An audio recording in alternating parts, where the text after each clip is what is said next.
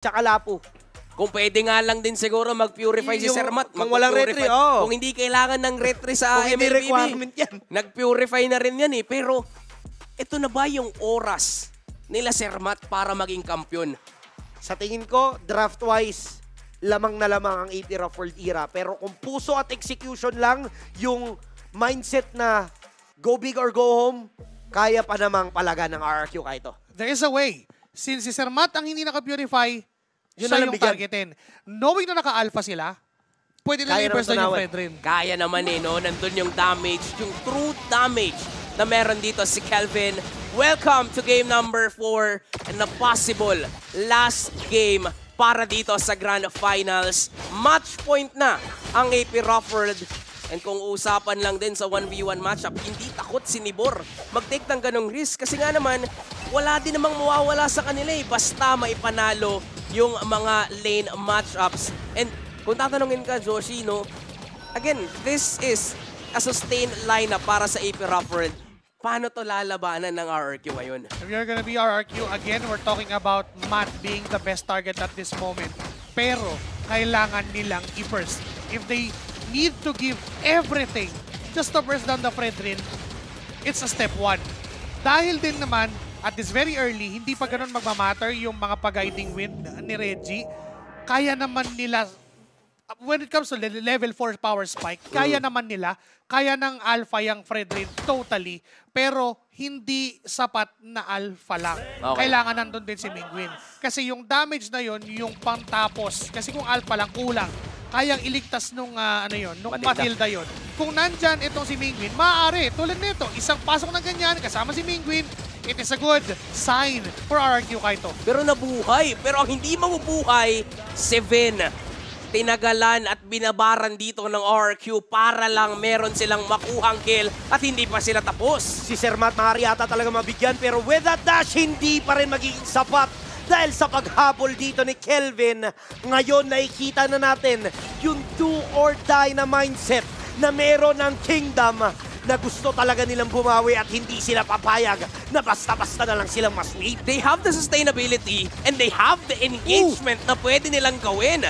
Nakita natin dito, unstoppable yung mga ginagawa nilang initiation against AP Rough World and they are winning right now. 3 kills plus a turtle and ito yung gusto mo para sa komposisyon ng RQ. Ito yung sinasabi natin na meron silang early game damage output. And ang ganda, paano na-pick up nila si Vin doon sa moment na yon, nag-spike up bigla yung items ng RRQ. They were able to take down Matt even on the process. Grabe. Even si Dan and si Mingwin, may laya na silang ganitohin si Nibor dahil doon sa early na nakuha nila out of AP Rough World era. This is, again, a good sign if you're RRQ Kaito. Kasi the moment na kinakaya mo to, at this moment, pinapatagal mo ngayon yung win condition ng AP Rough World. Ine-extend mo na kada kill na nakukuha mo, 30 seconds yung binibigay mong taning kay AP Rough World na mananalo lang kayo pag-aabot to ng 11 minutes, ng 11:30, ng 14:30. Ganun na yung win condition niya ng AP Rough World kung magtutuloy-tuloy yung snowball ng RRQ. Tsaka ang napapansin din natin dito for RRQ,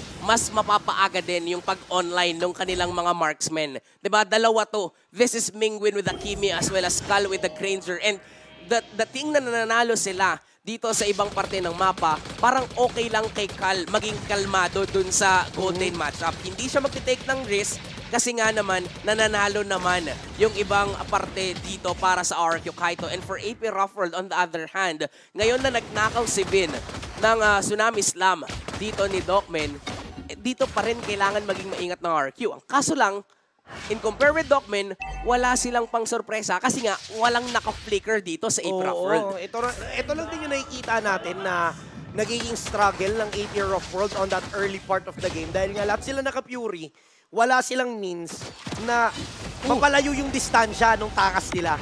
Purify kasi, cancel crowd control lang. Pero ngayon, alam nila na late game pa tong si West, bigyan na ng bigyan. Purify. Ay, counter! Ang ganda naman ng save, pero mukhang liliparan dito ni Reggie ng tuluyan and with a follow-up coming from Nibor. That falling Star Moon will secure a kill onto Mingwin. Turtle ngayon ang pag-aagawan ng dalawang upunan. Sino kaya ang makakakuha? Nagkakaroon ng sayawan. Docman ang bibigyan, but that is gonna be a turtle secure coming from Kelvin. Ngayon naman ang RRQ Kaito, magbaback Fire! Flicker! Yung ginagawang plays! That will secure a kill! Nagwawala na siya sa may bandang likuran.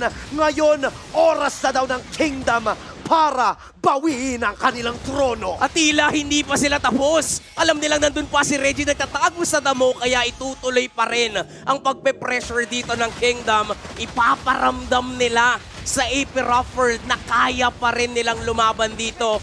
Getting the turtle, getting the turret on top, getting kills, talagang buhay na buhay pa rin ang Kingdom ng RRQ. Nakadagdag pa nga yung broken walls dun sa bawi sana ng AP Rufford dahil butas yung turtle pit, mas madali silang nakarating doon sa top lane. Pero yun din naman ang naging way ng RRQ para tapusin yung skirmish na yun na sila yung panalo. They managed to kite the turtle doon sa taas na bahagi kung saan butas yung wall ng turtle para mas madali din silang humabol if ever makuha man ng AP Rufford yung objective na yun. And again, this is an alpha lineup. Dire-diretso lang to na susugod pero mukhang dire-diretso ang AP Rufford. Kukuha ata talaga sila sana ng kill kaso nga lang hindi magiging enough. At this point, masyado pang maaga. Hindi pa nila maaaring asahan yung damage na kayang ibigay ni West. Wala din naman ganong kalaking damage na kayang ibigay itong si Ben. So Kulang as pa. of now, kailangan muna maging May natalian. kontrolado kaso si Cal. Natalian, hindi yata makakatakas. Last hit na sana may apoy pero hindi pa rin enough. Napagpag ni Cal yung damage na gustong ibigay ng AP Rufford Era. Nakikita natin gustong bawiin ng AP Rufford yung control pero hindi talaga pumapayag yung RRQ. Lagi din silang may sagot. As of now, mag-i-spawn yung turtle in just 10 seconds. And I feel like dito natin makikita na for RRQ, kailangan pa rin nilang maipanalo to para sa kanila pa rin ang control ng laban. Kailangan mahalaga itong last turtle na to if you're RRQ kasi the moment na magkaroon ng chance na sumilip ang AP Rufford at mapanalo nila to, tulad nito, kaso nga lang mukhang sila yung may ipit pa. Talaga magwawala ng RQ Kaito. Alam nila na nasa kanila ang kalamangan. Kinakapitalize na nila at naabutan dito si Finn. Pero babawi naman si Nibor. Pero buhay pa rin si Mingwin. Ang ganda ng guiding win just to save Nibor. Pero luging-lugi sila. Nakuwanan na sila ng kill. Nanakawan pa sila ng purple buff. Nandun yung sustainability because of Lockman. At hindi pa tapos yung laban, mag-all-in pa rin. Dito si Kelvin, dagdag pa natin. Again, itong si Sakura, itong si Dokmin, sobrang nagagamot niya, nabibigyan niya ng buhay dito yung RRQ Kaito. Yes. Kaya mas okay lang sa kanila na mag-take ng risk. It's now or never para talaga dito sa RRQ. That is the reason of that high priority of that Kaleya. Kahit pa sabi mo, pick off yan, nandun pa rin yung value ng heals na nanggagaling doon sa Surge of Life. And that is why, for RRQ, meron silang laya, meron silang freedom na lumaban ang lumaban. Tulad yan! Pumasok na sa may bandang likuran, humuli naman sila ng isa. That is gonna be Nipor going down. Kapalit naman ito si Dan. Napakaganda ng hampas pero Torre ang makukuha ng bonus ng RRQ Kaito. That is gonna be a trade for the XP laners pero hindi pa rin tapos ang Kingdom. Grabe kung magbigay ng pressure. Ibang klase din talaga yung ginagawa dito ngayon ng RRQ. Tila ba wala pa sa match point yung kalaban nila? Na tila ba parang wala silang iniisip na pag natalo sila dito, ilaglag na sila. Pag natalo sila dito, itapos na yung laban. Kasi ang gusto lamang nilang i-mindset, one game at a time. And right now, they are controlling this game. Things are looking great for RRQ Kaito pero kailangan nilang tapusin ng maaga to. Kailangan dahil merong 30k total net worth power spike ang AP Rufford. Pag na-farm up nila yon, magkaka-items lahat at biglang binuhat pero may purify si Nibor. Na-cancel out na yung gusto gawin dito Tsunami Slam pero medyo nababawasan ang buhay ng mga miyembro ng Kingdom. Pero hindi pa rin talaga enough yung damage ng AP Rufford Era. Yung bones na ikita natin na unti-unti nang dumadami mula sa Obsidia. Pero ngayon, makikipagsabayan ng AP Rufford Era on this Lord Dance. Sayawan malala. Sino kaya makakuha? That is gonna be Nibor. Going in for the Falling Star Moon. Sermat ang makakapag-secure even though na lamang ang Kingdom. Napakaganda na takas pero magwawala na dito si Dan. Papasok siya dito. Huhuli pa ata sa may bandang likuran. Pero pumapalag ang AP Rufford Era. That is gonna be a trade. Dalawa kapalit ng dalawa plus the Lord. Sermat mabibigyan ba? Pero Reggie to the rescue talaga. Ganda ng habol ng RRQ para kahit papano meron silang bawi pero sobrang commendable nung retribution ni Sir Matt. Pinapakita niya na gusto na talaga niya maging kampiyon dito sa liga. And also props to Nibor with the 3-man zone na ginawa niya. Even though giving his life to the members of RRQ, it's a crucial one para hindi na makalapit yung iba at hindi ma-poke down itong si Sir Matt at malaya siyang makapag-retribution dun sa laban na yun. Good effort from RRQ to get that trade. Pero unti-unti nang nasusustain, unti-unti nang na-overcome ng AP Rough yung early ng RRQ Kaito. Nakikita ko, nasa 37 na ata ang stacks ng Bones. May lumilipad na 37, binilang ko eh. Ang dami naman nun. Binilang mo? Binilang ko, lumilipad o.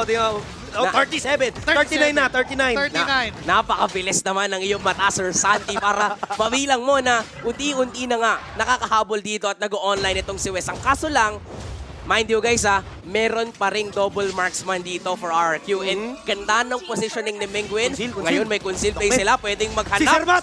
Si Sir Matt yung target! Wala nga kasi Purify si Sir Matt. Sumari talaga namin Guiding guiding Wave! wave mula kay Reggie. What a save coming in from IP. Rough World Era. Ang ganda ng galawan na ipinapakita nila. Mabigyan man yung walang Fury, nandyan yung backup ni Sir Reggie. It doesn't matter kung walang Purify, pero nandito ulit si Dokmen, si Silip, ang RQ.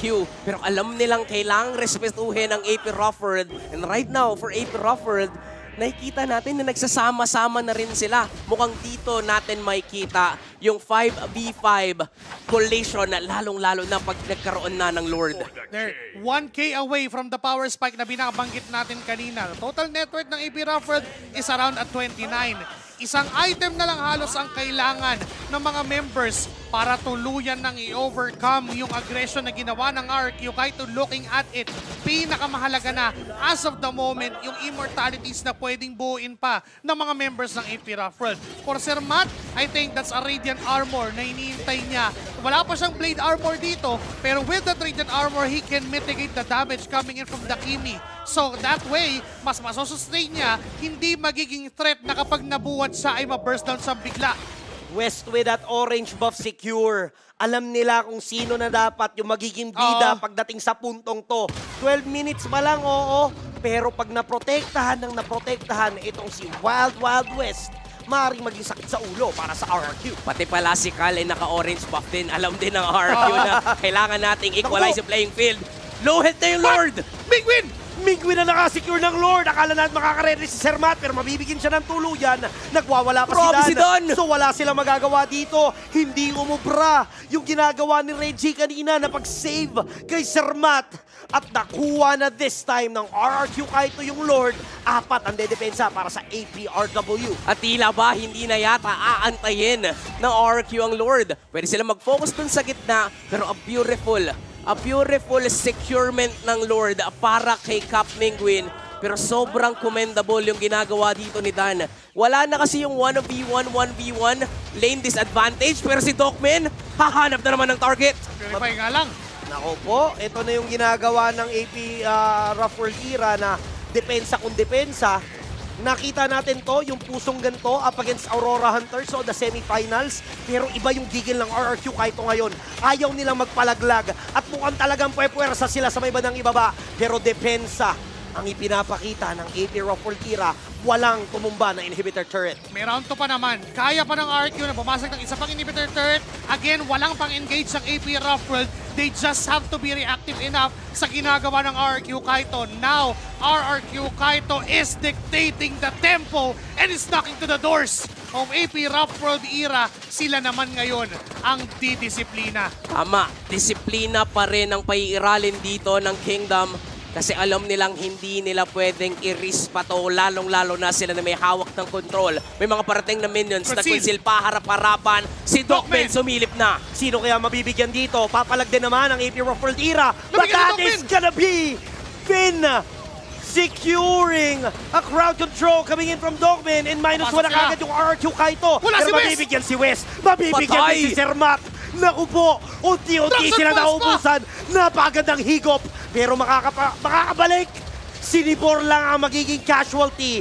Let's see kung kakayanin ni Reggie at Divin. Depensahan ng 4 na miyembro. May minions sa paparating mula sa mid lane. At dito na Sir Dan. Aabutan ba? Sir Vin. Pumapalag pero hindi! That is gonna be a clean wipeout at hindi papayag ang Kingdom sa easy sweep.